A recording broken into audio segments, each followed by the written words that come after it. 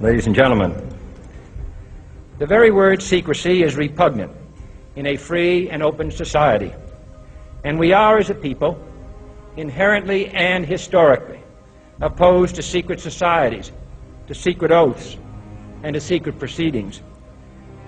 We decided long ago that the dangers of excessive and unwarranted concealment of pertinent facts far outweighed the dangers which are cited to justify it. Even today, there is little value in opposing the threat of a closed society by imitating its arbitrary restrictions.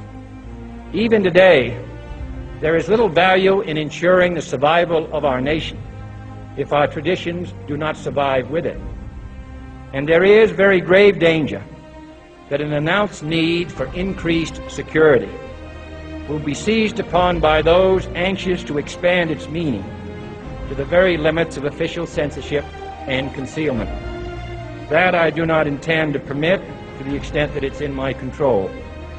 And no official of my administration, whether his rank is high or low, civilian or military, should interpret my words here tonight as an excuse to censor the news, to stifle dissent, to cover up our mistakes, or to withhold from the press and the public the facts they deserve to know. For we are opposed around the world by a monolithic and ruthless conspiracy that relies primarily on covert means for expanding its sphere of influence, on infiltration instead of invasion, on subversion instead of elections, on intimidation instead of free choice, on guerrillas by night instead of armies by day. It is a system which has conscripted vast human and material resources into the building of a tightly knit, highly efficient machine that combines military, diplomatic, intelligence, economic, scientific, and political operations. Its preparations are concealed, not published. Its mistakes are buried, not headlined. Its dissenters are silenced, not praised. No expenditure is questioned, no rumor is printed, no secret is revealed. No president should fear public scrutiny of his program, for from that scrutiny comes understanding, and from that understanding comes support or opposition, and both are necessary. I am not asking your newspapers to support an administration, but I am asking your help in the tremendous task of informing and alerting the American people. For I have complete confidence in the response and dedication of our citizens whenever they are fully informed. I not only could not stifle controversy among your readers, I welcome it. This administration intends to be candid about its errors. For as a wise man once said, an error doesn't become a mistake until you refuse to correct it. We intend to accept full responsibility for our errors, and we expect you to point them out when we miss them.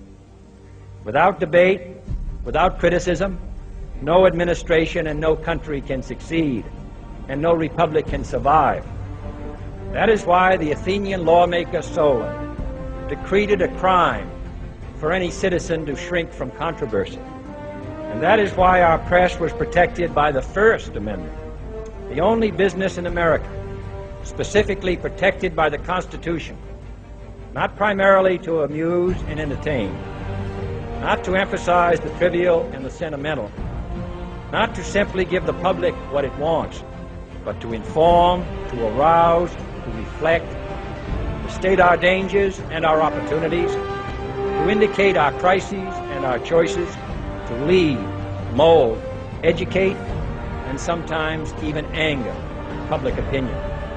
And so it is to the printing press, to the recorder of man's deeds, the keeper of his conscience, the courier of his news, that we look for strength and assistance, confident that with your help, man will be what he was born to be, free and independent.